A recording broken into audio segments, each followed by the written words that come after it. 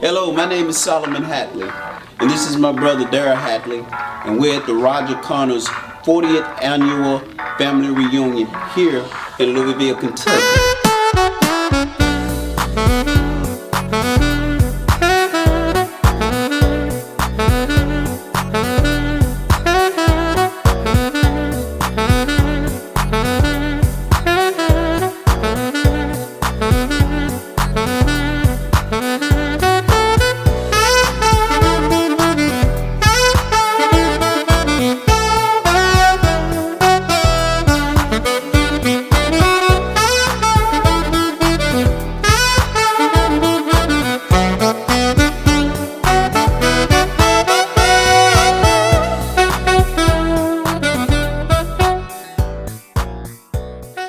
All right, I'm back again, and I'm with my cousin Lucy Whitmore Monroe from Lansing, Michigan, and she's going to just briefly tell us something about her side of her genealogy and how it plays into the family of the Roger Connors reunion.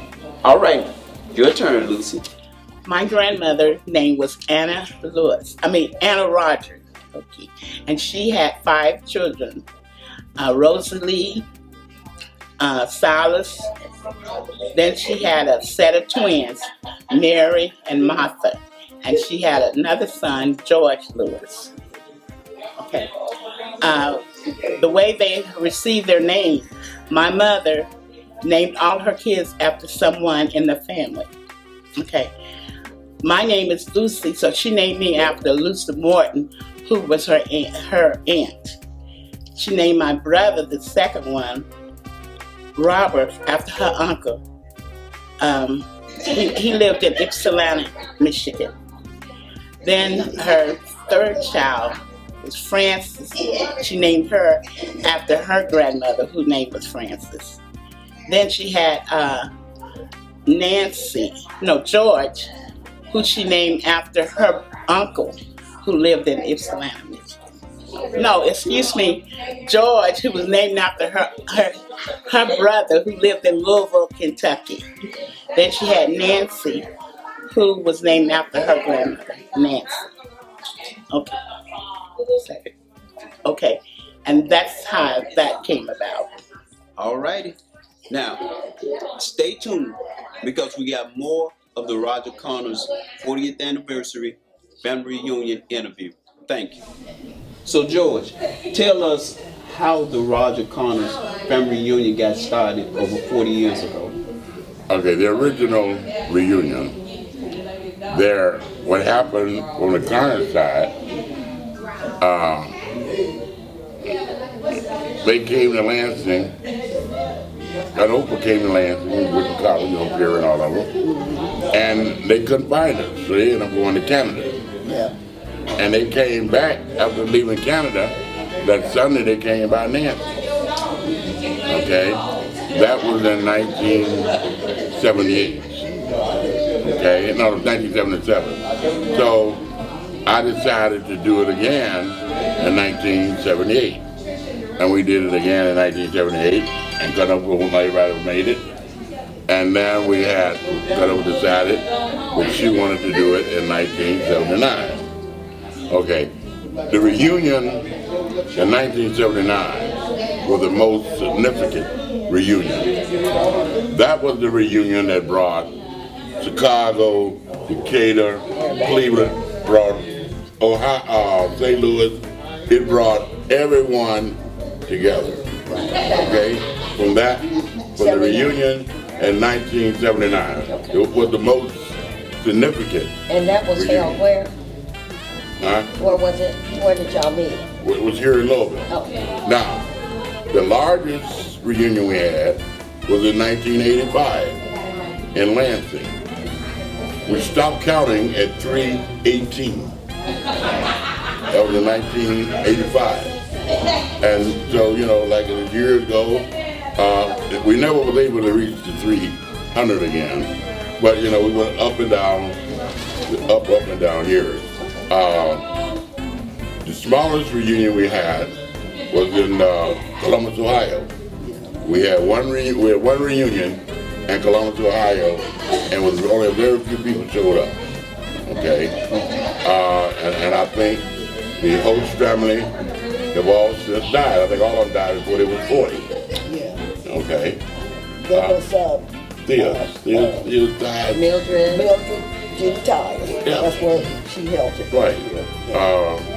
But you know, like I said, the 1979 reunion was the one that brought everything together. Then we went.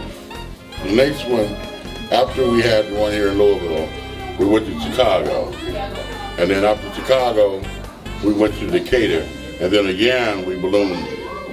Again, that must have been in 1983. It was in Louisville, in Decatur, and we had a tremendous turnout. So when did the Memphis family come in? The Memphis family had their first reunion probably in 84. I want to say 1984 or 83. Okay. Okay, but it was then that they had the first reunion. We also had a reunion in Brownville. Atlanta. Sure did. I used to live in Atlanta. I Sure hosted did. the one in Atlanta. Sure did. We had a reunion in Brownville. We had one reunion in Atlanta. Okay, over the 40 reunions. You know, one, like I said, there was one named in Brownville. And we might have had two in Brownville. Matter of fact, I want to think two in Brownville and one in Atlanta. Okay, for the for the reunion. It was in the 80s. But you know, as I look back, you know, I'm the only one that have attended all 40. I'm the only one, thank God. And then I look back, you know, I came up with that. What it takes to make a family reunion that will stand 40 years. Number one, it takes dedication Commitment. Dedication. from a group of people. See, everyone is not going to dedicate themselves.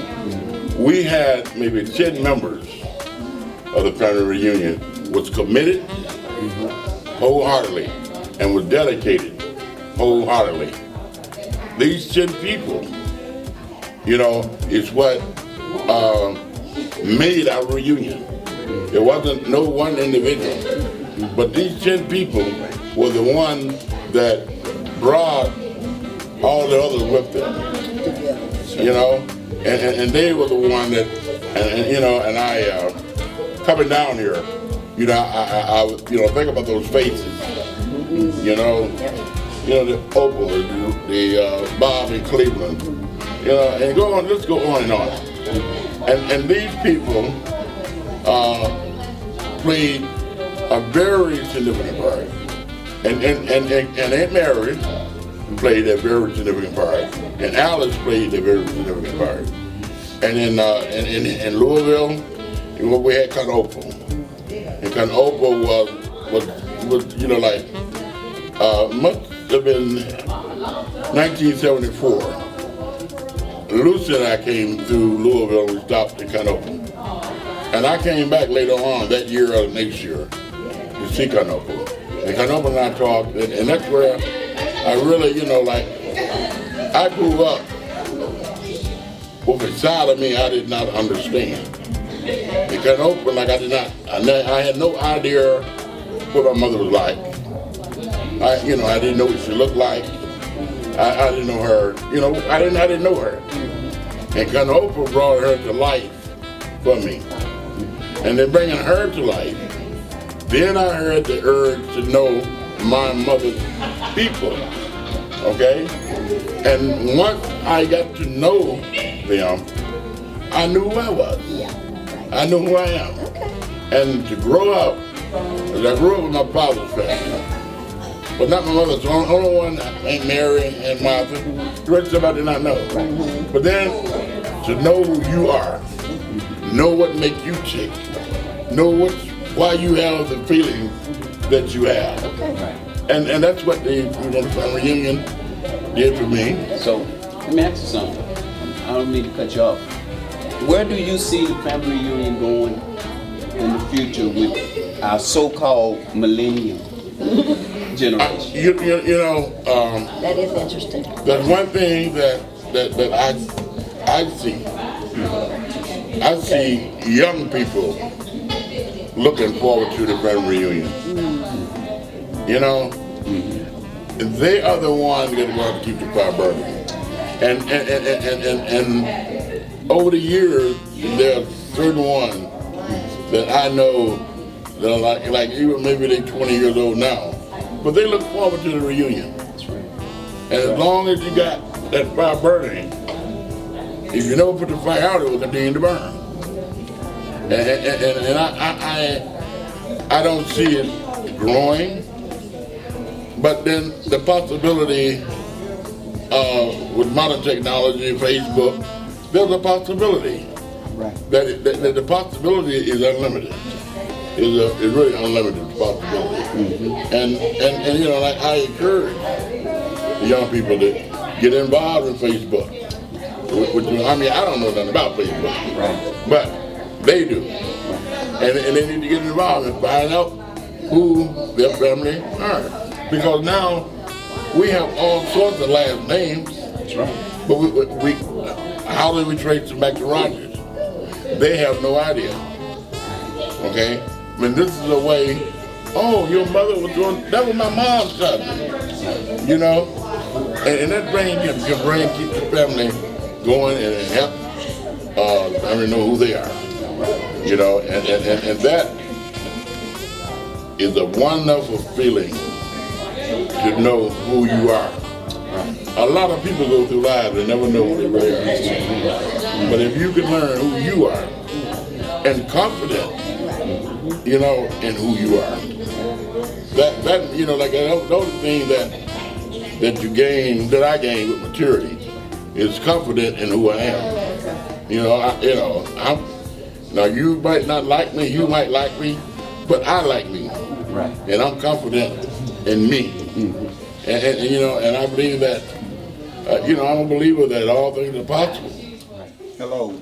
I'd just like to share that this book was published in 2007. It's the genealogical history of the Rogers-Connors family reunion. The publisher and the author of this book is a doctor by the name of Dr. Mabry. I'll let you see that. It's Dr. Mabry had this book published back in 2007. He done a great work for the time. He shared as much as he could about what he could research from those who were available to give him the information. Dr. Mabry spent countless a number of hours putting together this historic event. First of all,